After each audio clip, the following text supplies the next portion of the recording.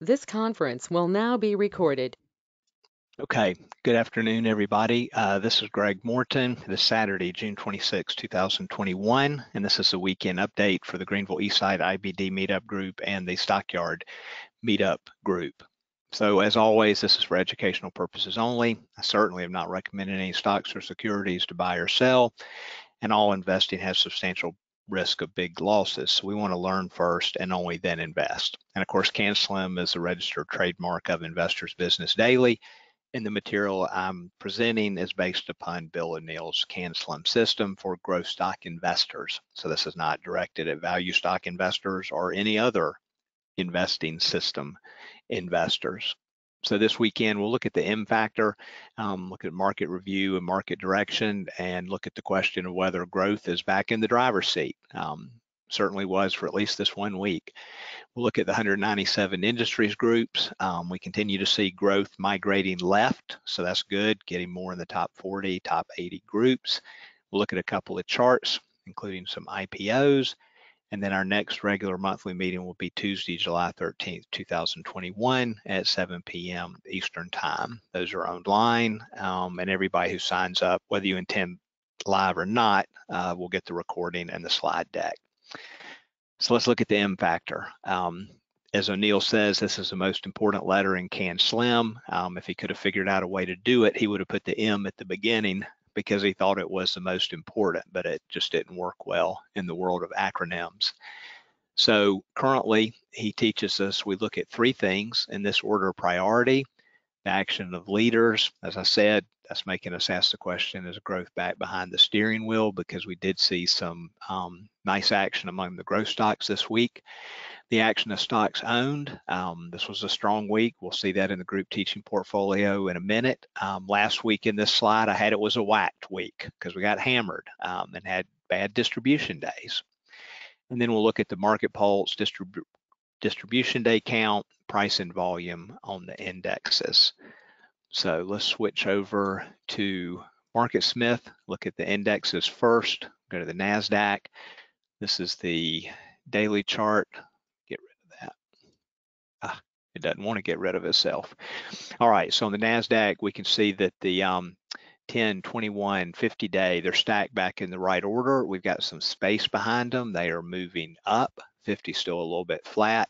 Had all-time closing highs this week. Just looking strong. Friday was really high volume, but that was due to the Russell rebalancing. And then the Friday before was quadruple witching. So you had very high volume due to sort of one time or 4 times a year occurrence with regard to quadruple witching. And the Russell is just once per year at I think it's the last trading Friday in June. So this is looking better, particularly, got above this resistance at 14,211. So hopefully it will continue up. If we look at a weekly chart real quick on the NASDAQ, nice week, finished top of the range, above average volume. Again, that was jacked up a little bit.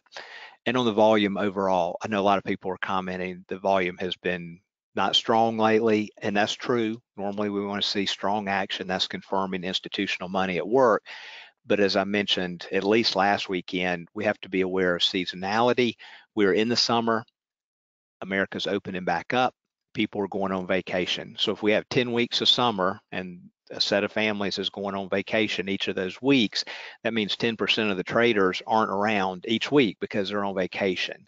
And on Fridays, they're leaving early for the Hamptons. So Friday afternoons and even Fridays themselves are often light volume. And then, during the summer weeks, it's just kind of the dog days of summer as far as volume is concerned. It would be a bigger concern if we were in September or October and there was no volume coming in. So I just kind of just keep that in context. S&P 500, again, all-time closing highs this week. Moving average lines are stacked in the correct order and headed up. NYSE, a little bit weaker, 10 and 21, need to get going and get some space in there, but we're focusing on the NASDAQ. That's home to most of the growth stocks. Dow, actually, it's kind of flipped. Things rotated away from the Dow. It was one of the poorer performing indexes lately. Small caps, Russell 2000, looking good, trying to get up to all-time highs. Moving average lines getting back in the correct order. S&P 600 heading up, trying to get through this resistance it had up here, and we'll see what the moving average lines do. But overall, there's just improvement suddenly. So let's look at the coloring book. So the last 5 days, a couple things happened this week. First, the buying selling day count flipped back to the positive. It had been to the negative. So back up here, we had 5 buying days, 9 selling days on the index in the last 25-day window. So the current 25-day window starts right there at the orange dot. I just move it down 1 each day. And so my personal count is I have 9 buying or accumulation type days and only 6 selling or distribution type days in the last 25-day window. So it's nice that flip-flopped and we have more, it's more of an accumulation dominant tape is the way Mark Minervini refers to it. Nasdaq stays green. We have 3 distribution days on it and only 3 on the S&P 500. So that's constructive. That's the lower end of distribution. That's very manageable. The S&P flipped to green on the MMTS trend line this week. The Russell flipped to green and the S&P 600 flipped to green. And IBD went back to confirmed uptrend. That would have been Tuesday evening when it flipped to green. The power trend did come under pressure. That's sort of an anomaly. I think it's the way their rules are written. Sure doesn't feel like the power trend's under pressure. So we'll see. But that's if you follow the IBD market school model. We do prefer the power trend to be on, so you can see it came on back here. And then it flipped. And then Steve Sweats' window of opportunity has remained green through all of this. So it was still seeing not enough concern or enough distribution or weakness where it flipped to red. It's either green or red. It doesn't have a yellow in his system. So that all looks good. If you just look here, Tuesday, Nasdaq hits an all-time closing high. Wednesday, Nasdaq hits an all-time closing high. Thursday, Nasdaq hits an all-time closing high and the S&P 500 joins the party. Friday, the S&P 500 hits an all-time closing high. And then look at the breakouts this week. These are Canslim stocks. I only put Canslim stocks on here as breakouts. Pool, CPRT, Crowd, Boot, KFY, SAFM, COWN, Pay, KLIC, KRNT, and then Nike had a gap out break or breakout gap on earnings. So a good number of breakouts this week, and so you can go study those and see how they were holding up. There were some more over here, Align and SEMR. That one's thin, only trades 10 million a day, so I kind of put that caveat in there.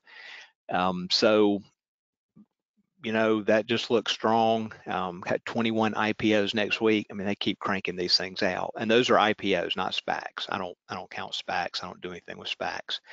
And then EPS season is coming soon, which is often a catalyst for moving the market up or moving it down.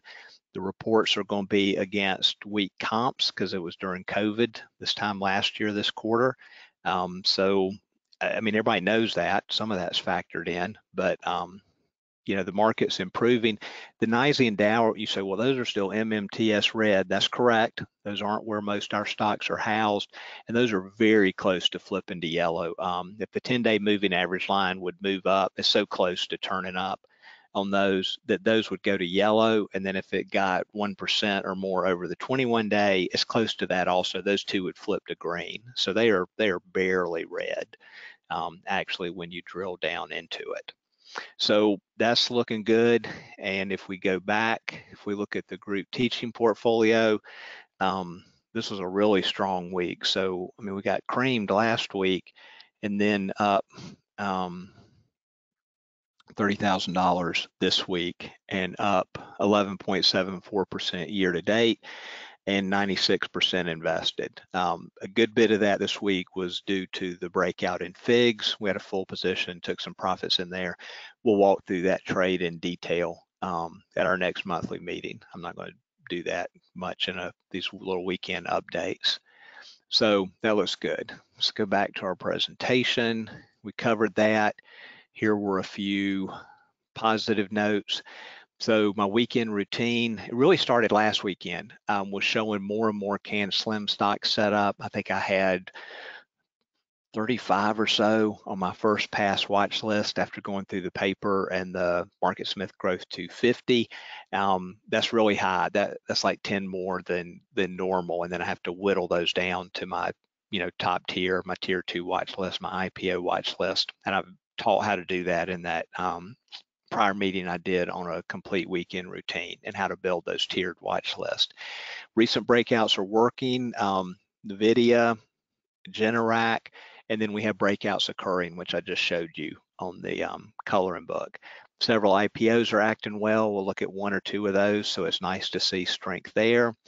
Manageable distribution day count, MMTS flipping up. I showed you those changes to yellow or green.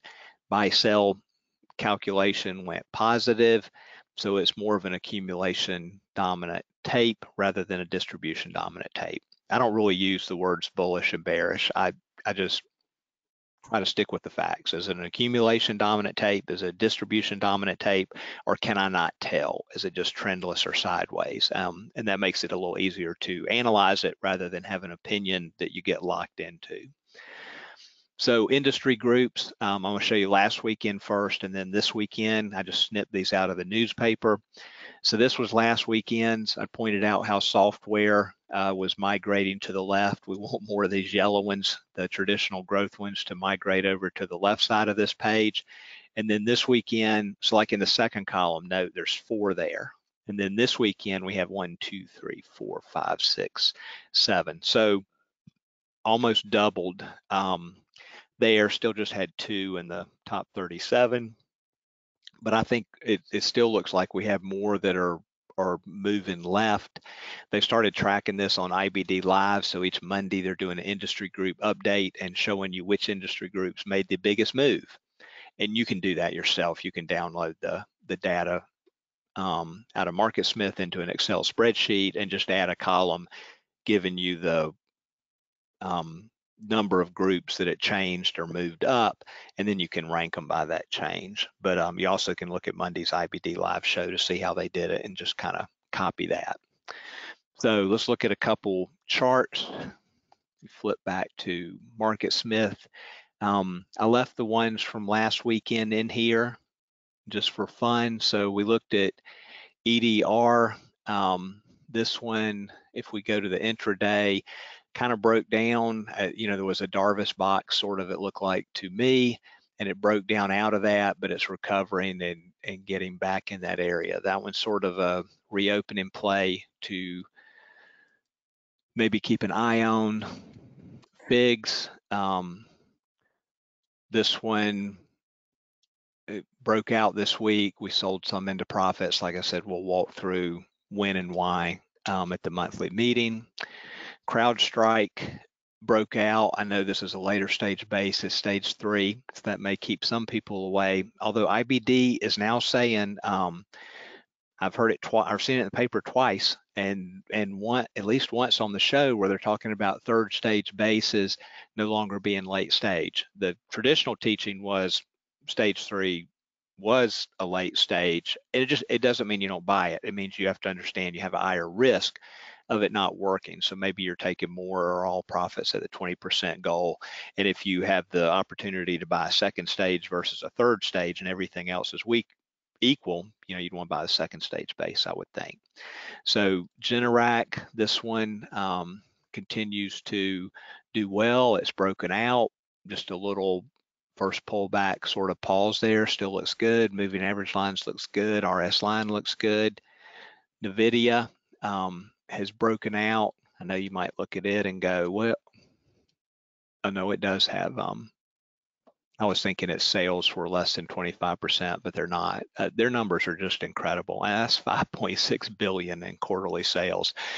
Those are big numbers, and to keep up that percentage growth is just incredible. I think it had a little bit different buy points. Yeah, it's not quite in the profit zone on the daily chart, so it is on the weekly chart, so the bases are a little bit different. And then this is an IPO. I just stuck that one in there. This one has been strong. Before Friday, it was up every day except one since its IPO, and that caused something to happen that I've never seen before. Now it's 50, the up-down ratio. That is super, super high, but it was over 100 when it only had that one down day. So on Thursday, the up-down ratio was over 100.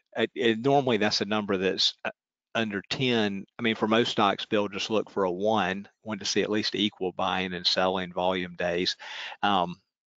On IPOs, we like to see 1.5. If we see 6 or 7 or 8, I normally consider that pretty strong. So to see this number go over 100, I've never seen that happen before. I don't know if I've ever seen it over 20 or 25 before, and it's still over 50 because again, it measures, it's the ratio of the volume, total volume on up days versus the total volume on down days. So the up days are obviously dominating. So this one, it just hadn't even paused. It just keeps going.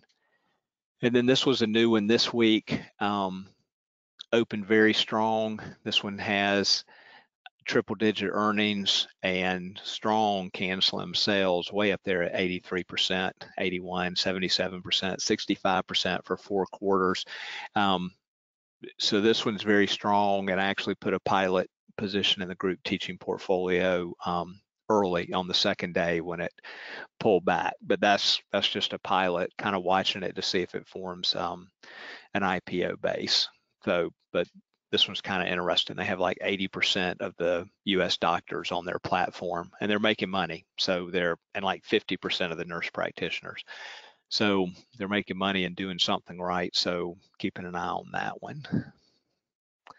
All right, let's go back to our presentation. Okay, our July meeting coming up Tuesday, July 13th. It'll be a 2-hour meeting. I have pre-recorded the first part. I'm using the same thing I used last month. So that's on the Stockyard YouTube channel. You can go watch that. It's Introduction to Canslim. And I'll do the 30 minutes Q&A at the end. So the meeting will be about an hour and a half from 7 to 8:30. Then we'll do 30 minutes Q&A, including reviewing tickers that people submitted in advance that they want us to walk through the charts and talk about. Monthly tuition's $10. Everybody can attend live, but you do not have to attend live.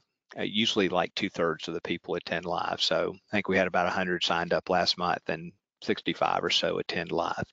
But everybody gets a recording in the slide deck. You can register only at the Stockyard Meetup site. And if it's your first meeting you sign up for, I send you a courtesy copy of last month's June meeting. So for July, I'm gonna follow up with just a few follow-up notes on the ETF presentation I did last month, some supplemental materials. Main educational topic, we will walk through the newspaper, kind of show you what's in there and what I think is important, and I'll probably add something else in there for the educational. We'll do some GTP post-analysis. We'll walk through the FIGS trade, kind of what, why, and how. We'll look at the IPO market, do update and review, and then we'll, during the Q&A time, look stocks people picked or address questions that people have submitted or typed into the chat while the meeting go forward. And then remember, you can go to my YouTube page, which is called The Stockyard. So this, and you're there if you're watching this recording. And then I have the one on the certainty 8-week hold rule. Here's the one that's the introduction to the meetings, covers all the administrative stuff, what the moving average lines on the chart are, what my dot system is in marking up the chart, that sort of thing. So take advantage of those. You can watch any of and all of those. And then here's the list of prior meetings which people can order. The main ones that get ordered most often is that one from May of 2020, which kind of walks through Canslim trading A to Z. Then the one in August, complete weekend routine using the Growth 250 and the paper to build a tiered watch list, identify Canslim stocks, how do you do that, and setting up a buy point spreadsheet. And then January, February, March of this year were extensive meetings on writing a set of sell rules, which everybody needs to have. If you don't have that, that will be the one thing that I think will give you the biggest step up in your trading is to have your own personal set of written sell rules, and then to do post analysis and tweak those if you need to. So those 3 meetings probably have 4+ hours of teaching on that, walking through the 3 sell zones on the MarketSmith chart, talking about true market leaders in the March edition of that, and we looked at my actual written sell rules in that 3rd meeting. So you can order those. They need to be ordered together. I don't let people break those up. You have to have all 3 of those if you want them. So you can email me. You'll see the email address in a minute. And reminder, they had this, it's on YouTube, so there's great teaching in this. These were all great speakers. So I just take some time and kind of work through those and take some notes, because that's what I'm trying to do. So Meetup Sites, Greenville Eastside IBD Meetup is the main one I run with IBD. There's a ton of resources I've uploaded over the years, and that's where the group teaching portfolio is. That's where the coloring book is uploaded each weekend, so I've got to get that done. And then the monthly meetings are at the Stockyard. You can email me here and I can send you the information on ordering prior meetings, and you can follow me on Twitter. So that's it. Hope y'all have a great weekend routine. We'll see what next week brings, but even this weekend, I know my first pass watch list had a long list again, up around 35 already, and I still got to finish going through a couple of the lists in the paper, the IPO leaders list and the stock spotlight list. So could add a couple more that I need to dig into further. So that's it. We'll see you next weekend. If you're coming to the July meeting, it helps me if you sign up early, because that way when I send out the access email, it goes to all attendees who signed up. When people sign up at the last minute, it just gives me an extra step to take care of it. So that's it. Y'all have a great weekend.